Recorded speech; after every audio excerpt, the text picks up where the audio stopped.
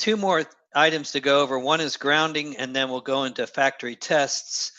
Let's move on to grounding.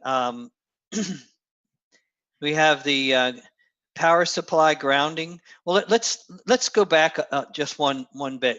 We'll cover power supply and panel, the electric panel. There's used to be in an electric panel there were one grounding bus. Now I see two buses, and one of them doesn't touch the metal in the electric panel. Can you tell us what that's all about? No, that's good you brought that up because it is important. Wherever you have a utility company connect to the building, it's usually done through a meter, and then there is a panel or a main disconnect right there at that point, which could be the tiny home 2. Wherever that first point of connection is, the grounded wire, which is the green or bare, and the grounded conductor, which is what we call the neutral, it can be together because literally they kind of serve the same purpose. But that changes when it goes to the next level, like an indoor panel or a piece of equipment inside. Now they're saying, okay, that is really two separate conductors. The white is a grounded conductor. It's grounded by the utility company at the transformer. But when it goes into the dwelling, it is changed because the green or bare wire becomes a equipment grounding conductor, connecting metal to metal to metal all the way back to the service. And the neutral or white wire or grounded conductor, we use all three because they all kind of synonymous in the meaning of the word of what the use of the conductor is about. It's got to be white in color or gray in color by chapter 1. And it is defined as a conductor that is grounded at the service with the bare wire, because not only at the service is there the conductors together, but there's also usually a ground rod, and that could be at the panel that you're connecting to, or that could be your tiny home if it's going to be a permanent installation. So make a long story short, is anything past the main service connection, now they define them as different uses. And the ungrounded conductor is always the hot conductor.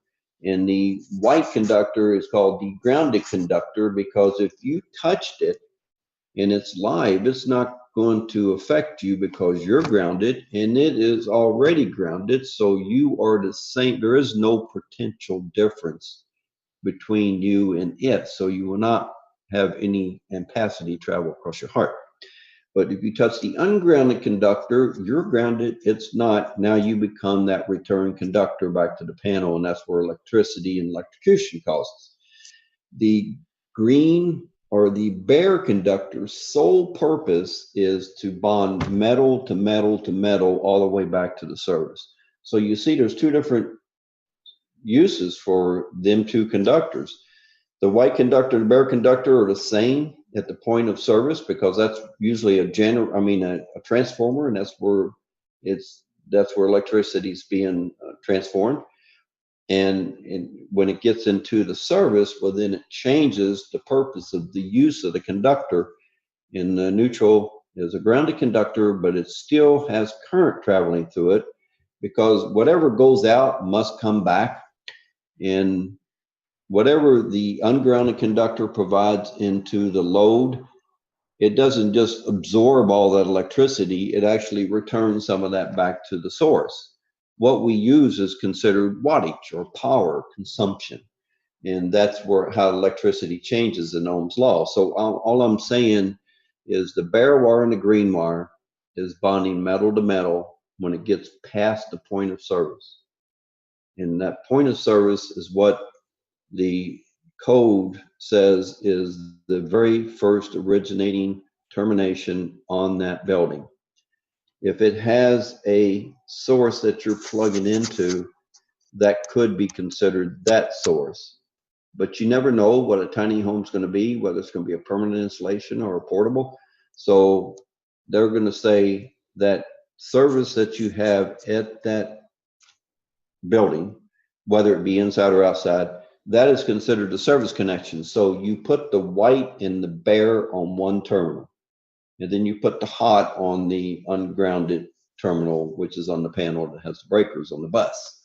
But anything past that, now you're just changing it. So you insulate the ungrounded, the grounded conductor, the white, from the metal, and you connect the bare to the metal, because remember, bares and greens are metal to metal to metal. So there is structural integrity there electrically. And the neutral is primary purpose is to be a return for the electricity that's going to a device. I hope I didn't confuse you all, man. I was just trying to make it simple as can be, but they serve one purpose at the first point. They serve a different purpose electrically at the next points.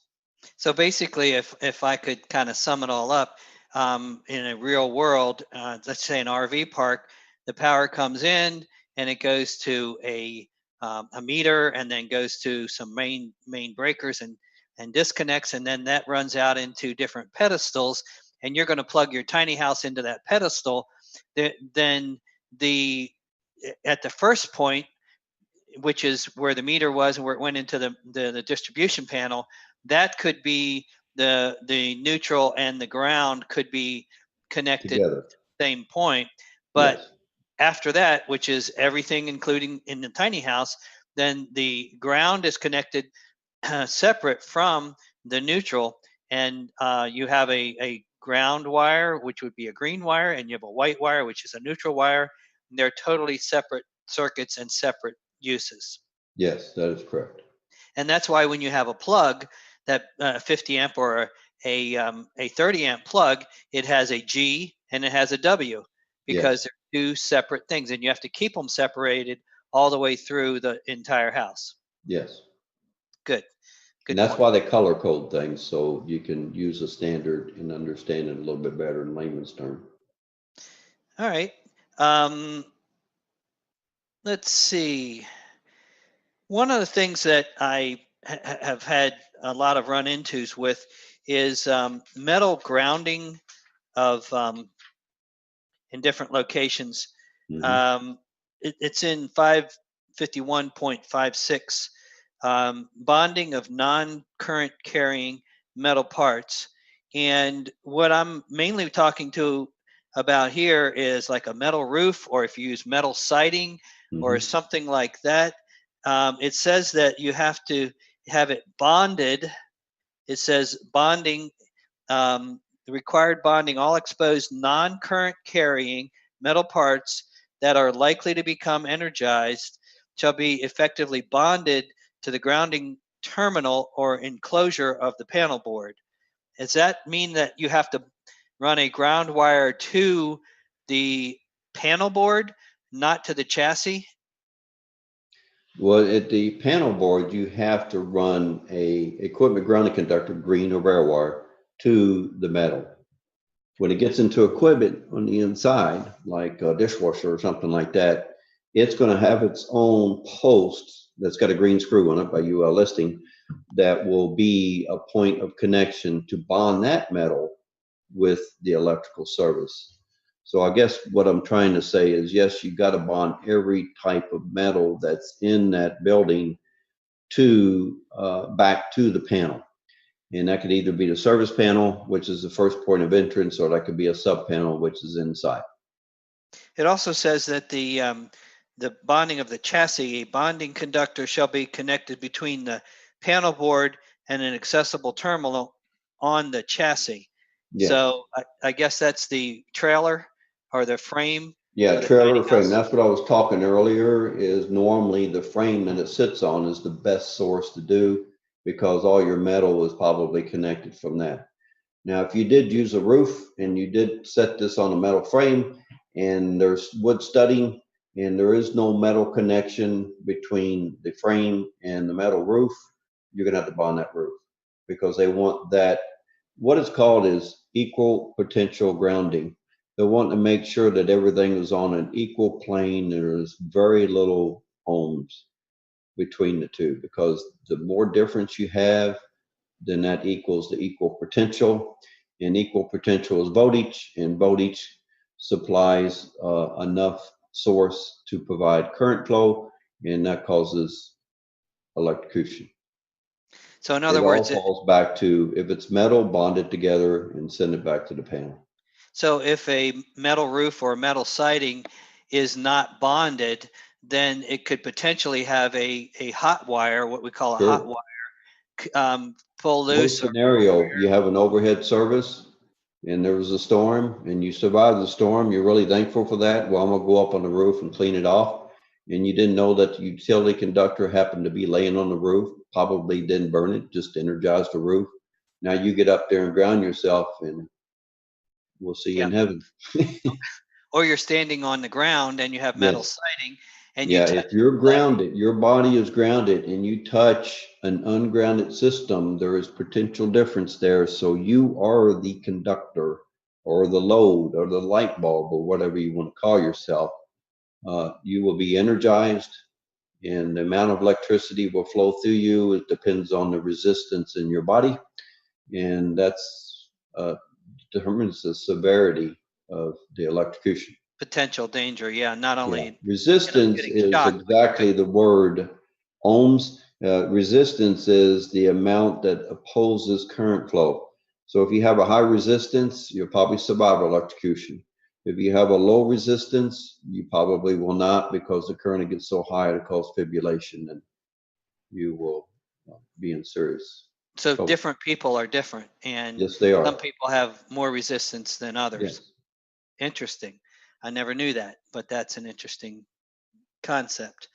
And that needs to be an 8 AWG copper, according to this. Yeah, they pick a minimum size that can carry a mass amount of current in a short period of time. What I mean by that is, when lightning hits, it hit a conductor like a cord, your cord going from the tiny home to the point of connection at the utilities, and it penetrates that insulation, because the insulation, see, conductors are sized according to amperage, and insulation is sized according to the voltage level. So if you have thousands of volts hitting a cable that's rated for 600 volts, it's going to penetrate that cable, go into conductors, and go back to sources. That's where you have people blow out stuff. You see receptacles blow off, toasters blow off the wall that are plugged in, because that large amount of source is going. So any potential that is there could cause a large amount of damage. Okay, and it also says that we need to ground water pipe and gas pipe that are metal and metal ductwork, and not ground. I'm sorry, bond. Um, Yeah, you know, be anything careful with metal. the gas piping. Go by local code requirements, because they have found before that bonding gas is not good. And then Okay, the code does require some grounding of gas. So that needs to not only be adhered by in Article 551, but also in grounding on Article 240. No, not 240. I'm sorry. In the grounding article. okay, all right. So just be careful of that, everybody. Be very All right, careful of bonding gas pipes. Water gas pipes, pipe. no problem. Any other kind of metal, no problem. But in gas, make sure you adhere by all the safety standards. Okay, If you're is ever in there? doubt, call the local inspector.